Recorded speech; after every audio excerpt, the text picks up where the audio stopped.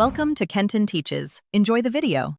In this video, I will explain how to file incorporation taxes in Canada, only way.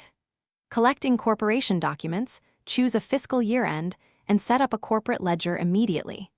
Use accounting software to categorize revenue and expenses and reconcile bank accounts each month to avoid surprises.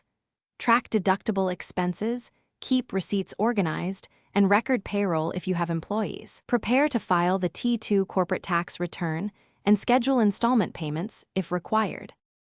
If this guide is helping you, please subscribe and like the video so I can keep making useful tutorials.